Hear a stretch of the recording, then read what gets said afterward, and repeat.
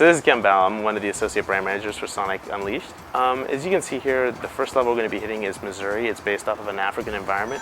But one of the great things is that you're going to be able to see Sonic doing one of the signature speed mechanics that he has never been able to do in the past, which is the Sonic Drift. And as you can see here, it allows us to maintain Sonic speed without really having to lose anything to the stop and go that he used to do in the past.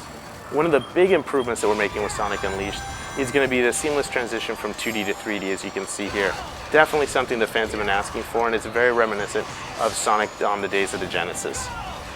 As you can still see, we have a lot of signature Sonic moves. We're going to have him grinding on rails, going on bumpers, doing the homing attack that we introduced with the Sonic World Adventure series, and we're also going to have him doing really interesting things like swing on post, example, and a lot of other mechanics that we're introducing for the first time.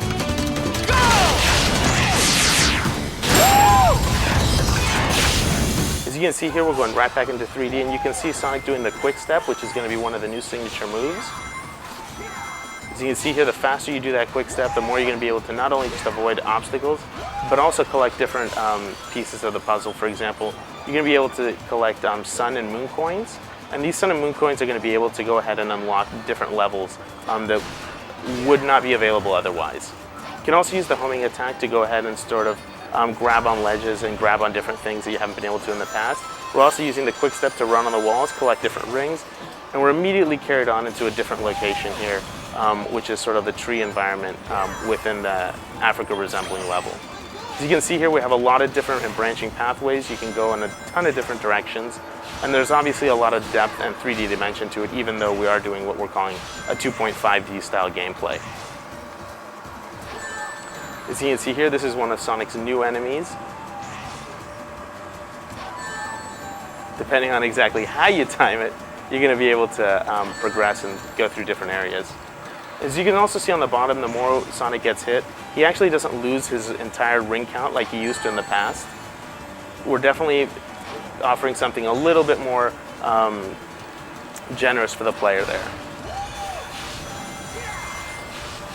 And again, we're taking Sonic's classic loops,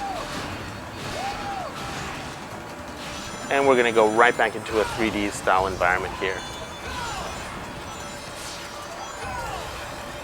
Now again, the sides, as you can see, there is going to be right over here. As you can see, there's the foot thing on the top. That means we're going to have environments where Sonic is going to actually have to slow down there. So you definitely want to avoid areas like that so Sonic can maintain his speed. Doing the boost, you can go up to 300 miles an hour, so again, you want to maintain that as much as possible. What we're seeing here is one of the branching pathways. If I get that correctly, I'd be able to go onto the top. Otherwise, I would have to go onto the bottom area and do a much more of a steep climb to get through here. The goal, of course, being here that you're going to have to climb through the tree top, and that's essentially where the goal for the level is. So again, the more you really boost, the more you're going to be able to access different parts, but also you're going to be able to, take shortcuts and really cut down the time that you want. Again, as you can see here, we're doing a little bit more precision platforming. Again, another area and another feature that fans everywhere have really requested.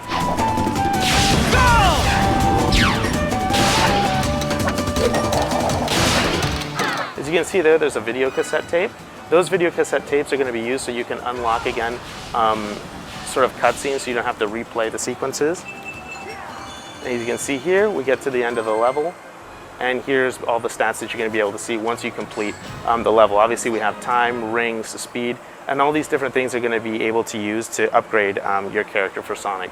So as I progress to the next stage, you're going to be able to see how many sun medals and moon coins we collected, whether I collected the videotape. And as you can see down there, this is what the videotape unlocks, which is video, so I can go ahead and access it anytime. The experience counter is up there at the top, and it's going to be able to unlock ring energy or different kinds of speeds. And depending on how you want to use it, as you can see there, we're definitely going to be able to upgrade the speeds. The times 14 that you see on the side there, that's how many times I need to fill up the meter to get to the next level within that speed itself.